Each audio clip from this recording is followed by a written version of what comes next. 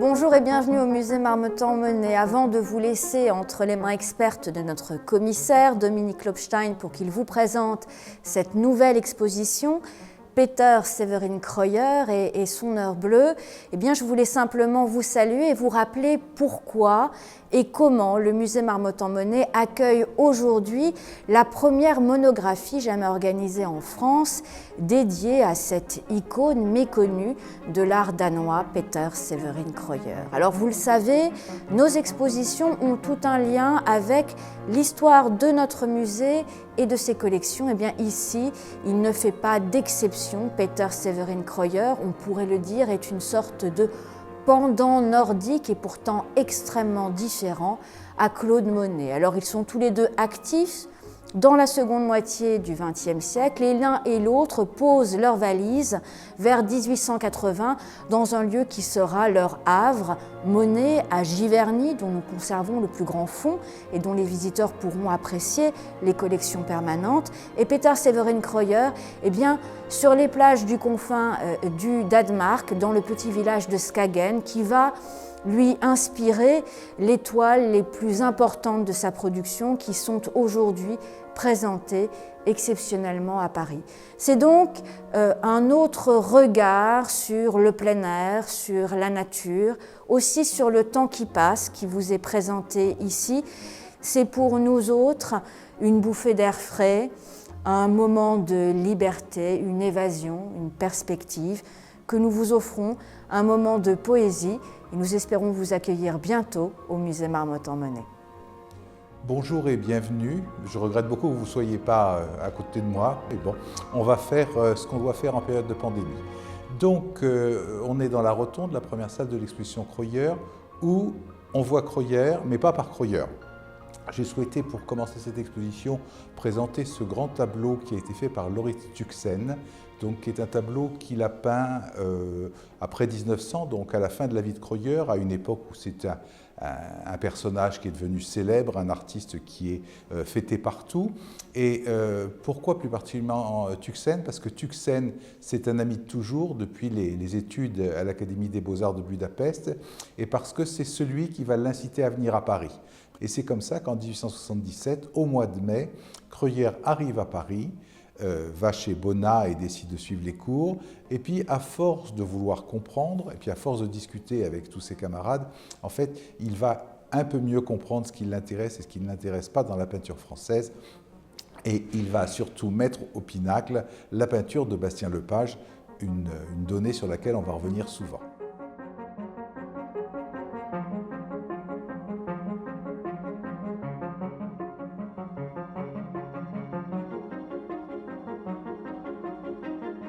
Donc l'exposition s'appelle L'heure bleue de Peter Severin Kreuer. L'heure bleue, c'est un phénomène météorologique tout à fait particulier.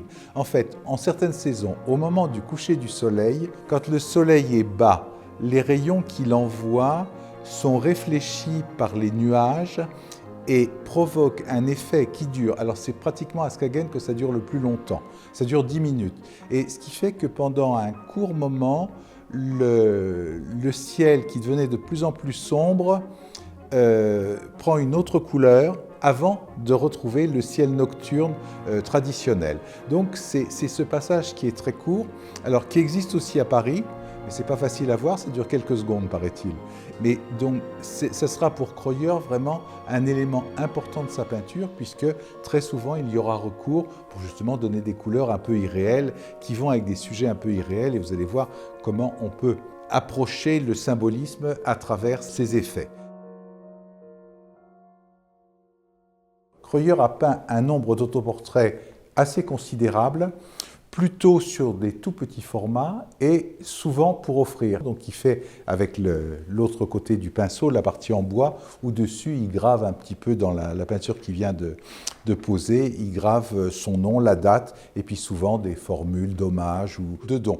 Alors, on commence par le jeune étudiant. Donc il est venu à Paris en 77 pour aller chez Bonnat, il est retourné au Danemark. En 79, il revient, il retourne chez Bonnat, et puis il décide de commencer à fréquenter les colonies d'artistes et il va partir à Cernay-la-Ville. Et donc, à Cernay-la-Ville, il va se trouver auprès de paysagistes assez célèbres à l'époque. C'est quelque chose de très enlevé, très rapide. C'est un petit panneau de bois donc qu'il offre à un des artistes qui fréquentent la colonie de Cernay. 10 ans plus tard, en 1889, vous avez un autre portrait.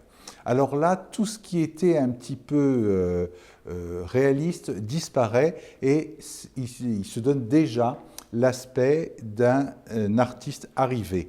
Qu'est-ce qui fait dire ça? Eh bien, c'est l'épingle de cravate, c'est les besicles et puis c'est ce bonnet. Et vous allez voir que tout au long de sa vie, il va de plus en plus exprimer le fait qu'il est un artiste qui réussit. Alors pour les amateurs d'artistes maudits, il ne faut surtout pas fréquenter cette exposition parce que c'est celui à qui tout va réussir. J'ai expliqué qu'en 1974, Hirschsprung le subventionne, s'occupe de lui.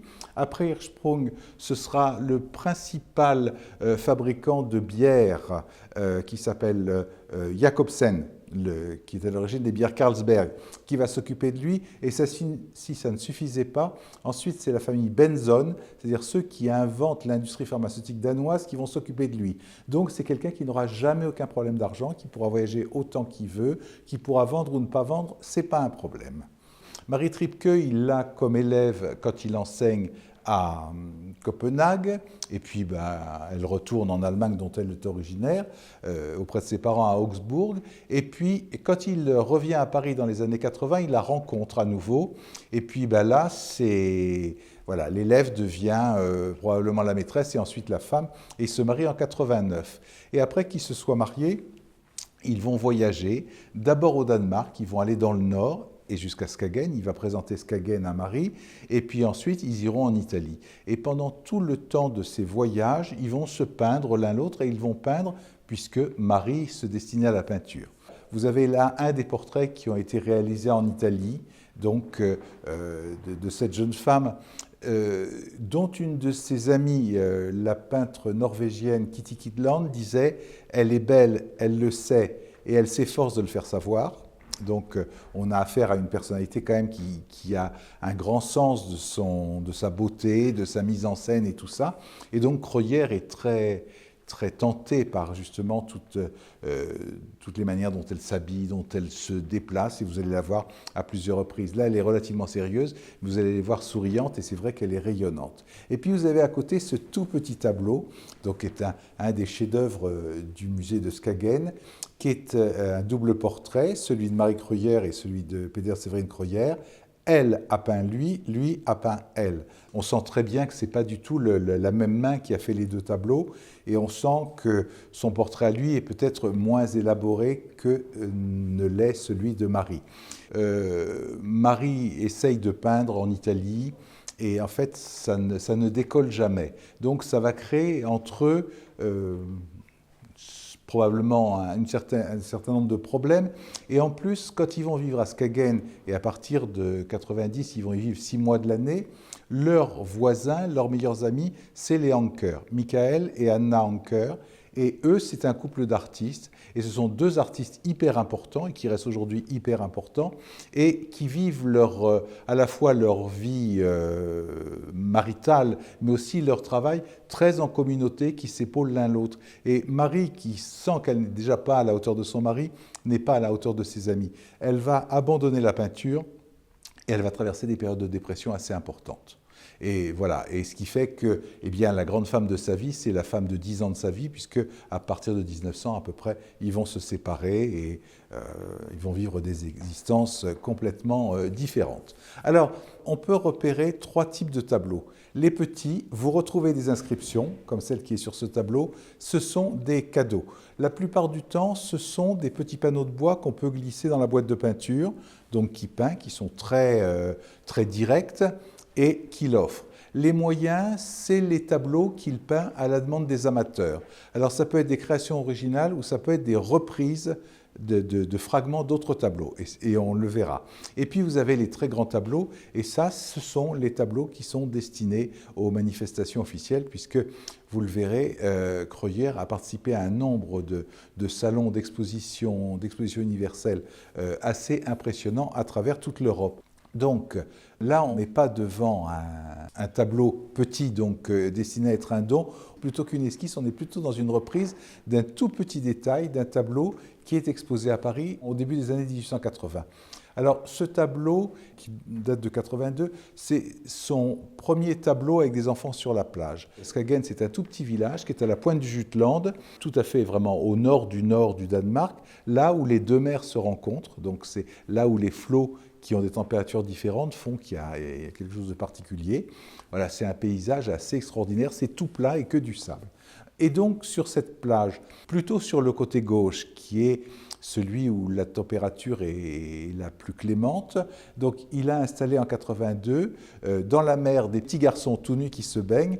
Et sur la plage, vous avez cette petite fille qui se situe très très haut dans la droite du tableau et qui a à peu près cette taille-là et qui est en train de regarder les petits garçons et qui a l'air toute déconfite de ne pas, elle aussi, avoir le droit de se baigner. Et un peu plus loin, au-dessus de la petite fille, vous avez encore une barque et des pêcheurs qui regardent la Seine. C'est un tableau qui est conservé à la collection Hirschsprung, donc ça fait partie des premiers grands tableaux qui ont été achetés par ce collectionneur. Et c'est un des chefs-d'œuvre du musée, mais de ce fait, il n'a pas le droit de bouger, ce qui fait que nous devons nous contenter de cette image, mais cette image que dans le catalogue et dans une grande envolée lyrique, j'ai comparé à ces angelots de Raphaël qui sont devenus des espèces d'icônes qu'on voit partout. Eh bien, la petite fille de Creuillère, c'est un peu la même chose, c'est cette évocation si sensible de la jeunesse qui fait rêver un peu tout le temps et tout le monde. Voilà. Et là, on arrive dans un tableau qui est quasiment de la fin de la vie de Creuilleur, puisqu'il est daté de 1907, Creuilleur va mourir en 1909, et qu'il a appelé l'heure bleue. Alors, nous, aujourd'hui, ce qu'on remarque, c'est donc la Lune, et puis on a une bande de bleu différente, et de la mer et du ciel. Ce qui m'intéresse beaucoup plus, c'est le petit personnage tout seul qui regarde la Lune. Et donc, il est sur la plage. C'est la seule plage qui a autant de couleurs. Vous allez voir, on va en croiser beaucoup. Les plages, généralement, c'est du sable et ça n'est que du sable. Et là, on voit quand même, il y a des algues, il y a des touches de couleurs différentes. C'est une époque aussi où il commence à souffrir de maladies oculaires. Il va perdre un œil, d'ailleurs, très rapidement. Donc, ça doit tout transformer. Mais le fait qu'on voit ce petit bonhomme en train de regarder la Lune à ce moment particulier du jour, ça fait partie des œuvres que j'ai tendance à rapprocher de Creuilleur symboliste. Alors, à part les paysages, comme on a vu précédemment, il va peindre à Skagen des scènes de genre. Alors voilà, c'est le type de tableau qu'il peint pour un commanditaire, c'est la maison de Christopher. Et donc, qu'est-ce qu'on voit quand on s'approche? On voit une vieille femme qui est en train de raconter une histoire. Alors, Christopher, on ne voit pas vraiment comment il réagit, mais en tout cas, une des deux jeunes filles qui sont face à elle sourit. Donc, on est vraiment dans les scènes d'histoire populaire locale. Et puis, il y a, alors qu'on est à la tombée du jour et tout ça, il y a cette lumière à l'intérieur.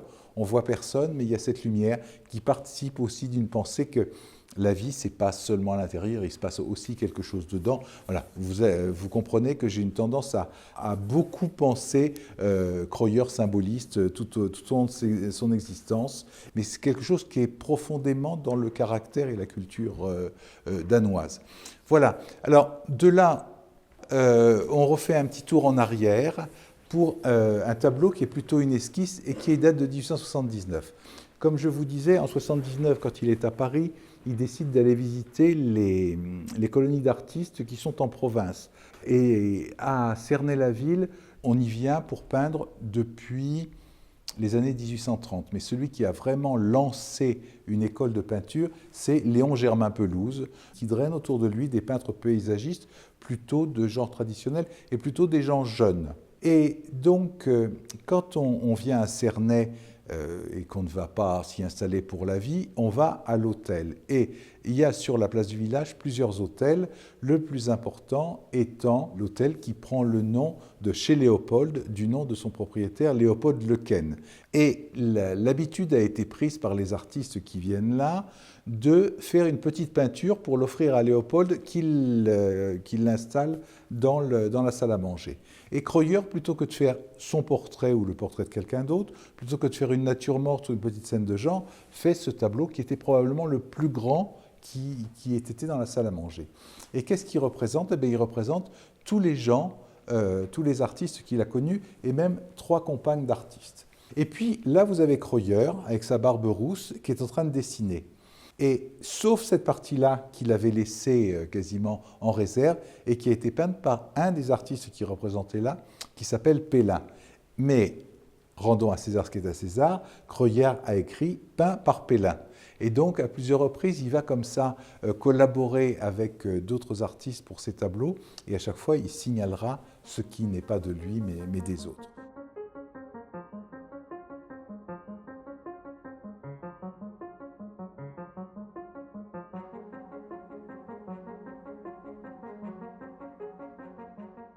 Alors, petit tableau, moyen tableau, là vous avez une étude de mer. Il n'y a pas vraiment de sujet, simplement on superpose les couleurs et on les fait varier. Et c'est ce qui donne tout le charme de cette production.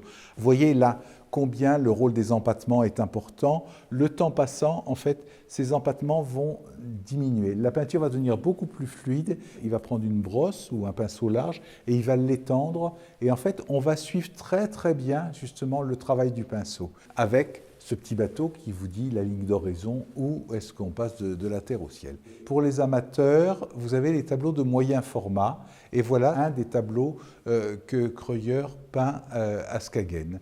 Et cette fois-ci, on est plutôt du côté droit, donc du côté où va se trouver le port de Copenhague, qui était à l'époque un petit port de pêcheurs et qui aujourd'hui est le premier ou le deuxième port d'Europe. En fait, il n'est qu'à la belle saison à Skagen, le reste de l'année, il est à Copenhague. Alors, quand on voit un tableau comme ça, tout semble absolument évident et facile. Si, à n'en pas douter, Kreuyer a des facilités pour peindre, c'est quand même quelqu'un qui a reçu une formation tout à fait académique, c'est quelqu'un qui dessine énormément avant de commencer à réaliser des esquisses et qui ensuite va multiplier les esquisses par petits morceaux pour faire un puzzle qui sera le tableau définitif. Et ces deux petits esquisses, en fait, correspondent à deux plus petits morceaux que vous trouvez là, dans ce tableau. Donc vous voyez le départ des bateaux pour la pêche, donc vous avez ceux qui sont déjà partis, qui sont même sur la ligne d'horizon. Là, au premier plan, vous avez ceux qui sont en train de partir. Et par contre, là, en haut, vous avez des marins qui ne sont pas encore embarqués, donc c'est les adieux. C'est comme un livre d'images où on a plusieurs scènes qui sont juxtaposées pour la composition générale. Donc, l'année qui suit son arrivée à Skagen, voilà ce qu'il va peindre. Il n'y a rien de synthétique. Si vous allez dans le détail, vous allez voir que rien ne manque. Que ce soit dans les flotteurs du filet jusqu'à la boucle d'oreille en or des pêcheurs, il représente tout. Il est dans la grande tradition de la peinture réaliste. Donc il a complètement dépassé l'école de son maître. Il n'a plus rien à voir avec Vermeeren, qui avait une peinture très lisse, sans empattement, extrêmement bien dessinée. Il a vu autre chose. Il a vu la peinture en France. Alors qu'est-ce qu'on voit là? C'est le retour de la pêche à la raie. Eh bien là aussi, il suffit de regarder ce que peint Kreuyer et on se rend compte de la manière dont pêchait la raie. En fait, les raies, on les attachait entre elles. Vous avez le filin ici, donc il y avait un poteau sur la plage, et les raies restaient dans l'eau, et ça permettait de les garder vivantes jusqu'au moment où on pouvait les emporter pour les commercialiser. Donc c'est vraiment, là encore, ça raconte une histoire, ça décrit une histoire.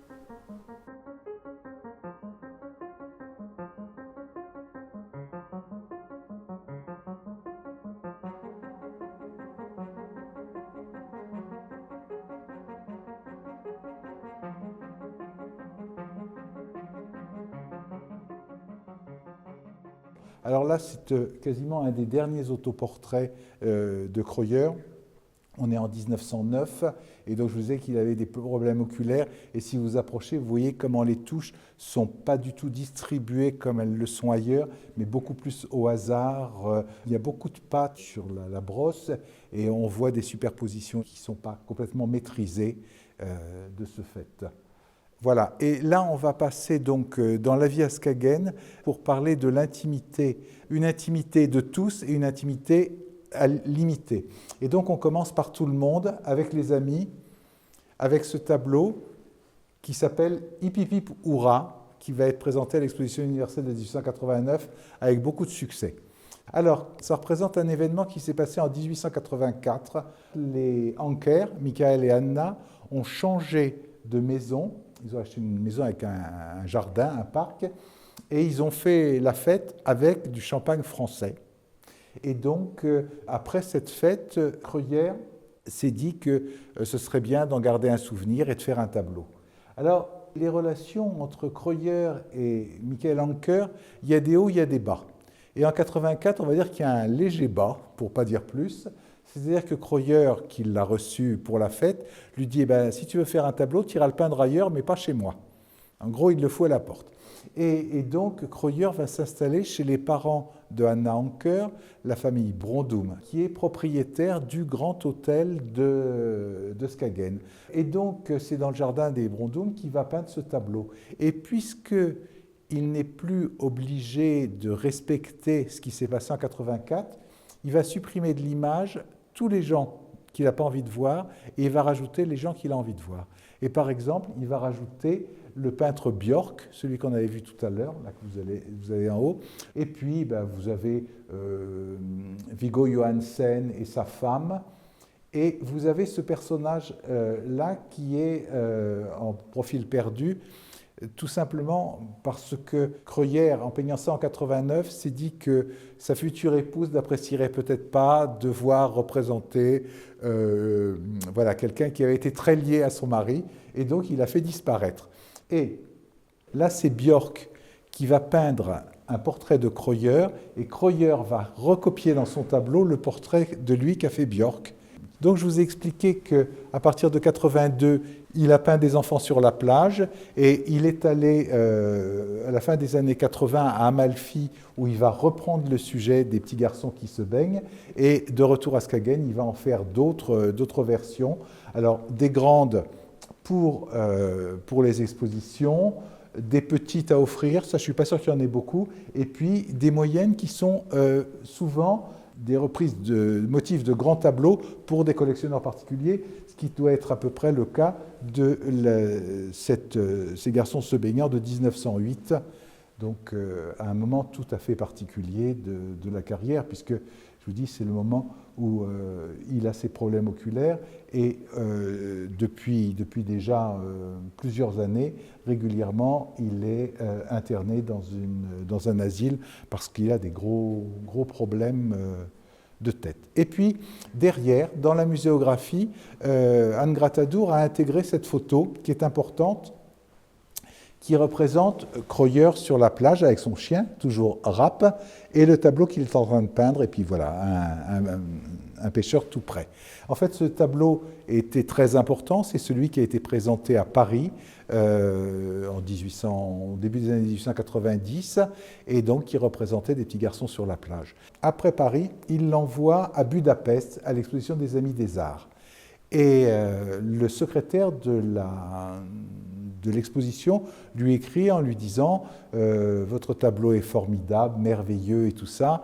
Je suis sûr qu'un collectionneur local voudrait l'acheter, mais vous savez, nous on n'est pas riches, vous pouvez baisser le prix.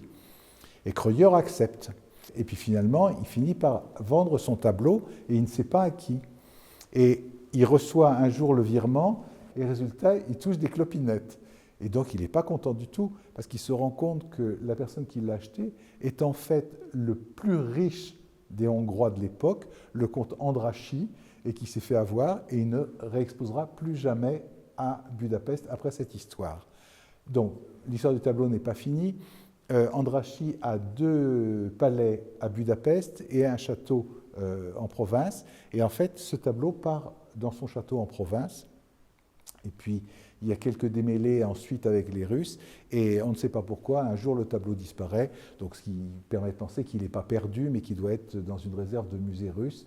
Mais voilà, on ne peut pas le voir, sauf un petit morceau, puisque quelqu'un avait commandé un détail du tableau que vous pouvez voir ici. Et que, donc, le peignant pour un particulier, Kreuyer l'avait renommé de quelque chose de très, très amusant, et on comprend bien pourquoi il avait choisi ce terme. Le titre du tableau, dorénavant, est « Attendez-nous ».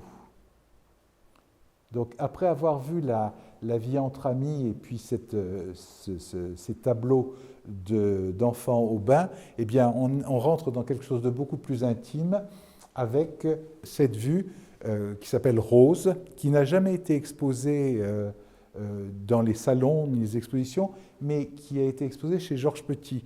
Alors voilà, encore un des soucis de Kreuer et l'impressionnisme. Ce tableau a été exposé quelques années après que Monet y ait exposé Camille sous un lilas. Et donc, c'est vrai que la composition est à peu près semblable, la taille est totalement différente et tout ça, mais beaucoup d'historiens d'art ont fait l'assimilation entre les deux tableaux en concluant que celui-ci était impressionniste. Eh bien, pas du tout. C'est un tableau naturaliste, très influencé par la photographie. Et dans le jeu des ombres et des lumières, un photographe y retrouve tout à fait son compte. Il représente Marie Kreuer, toujours avec le chien. Et puis, vous avez la chaise longue de l'artiste qui est laissée libre, comme ça, une manière d'être présent. Et puis, ben voilà, on a une esquisse pour ce tableau et qui va offrir, comme beaucoup, des petites toiles dont je parlais. Voilà. Et on va repartir sur les grands tableaux qui ont été présentés aux expositions. Et on va commencer par ce tableau qu'il peint l'année qui suit sa découverte de Skagen, et donc qui s'appelle La plage au sud de Skagen. Et donc vous voyez, il s'est installé sur un pliant en contrebas du paysage, et puis il le représente qui s'élève avec une ligne d'horizon qui est placée très haut.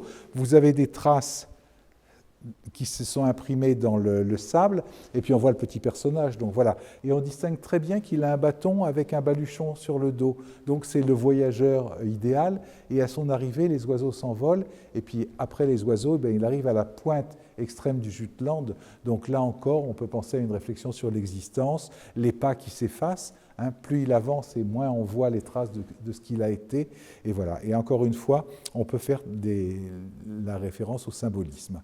Et qu'on retrouve dans le tableau qu'on va voir maintenant, qui représente Madame Kreuer à droite et Madame Anker à gauche, se promenant sur la plage.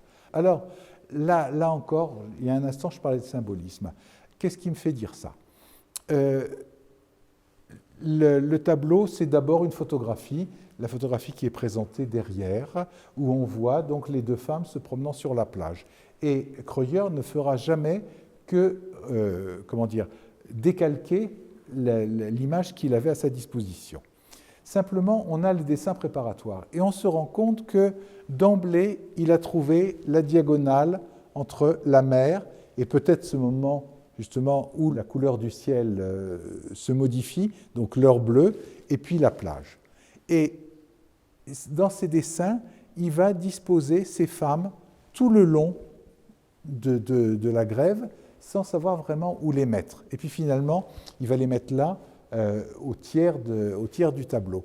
Et je pense que cette démarche, cette volonté de chercher où les mettre pour que ce soit le plus efficace, alors que vous avez là des pas qui partent, mais d'autres qui viennent, et qu'elles sont en train de cheminer. Et elles ne cheminent pas n'importe où, elles sont entre la terre et la mer. Là encore, il y a une volonté symboliste qui était évidente derrière ce tableau.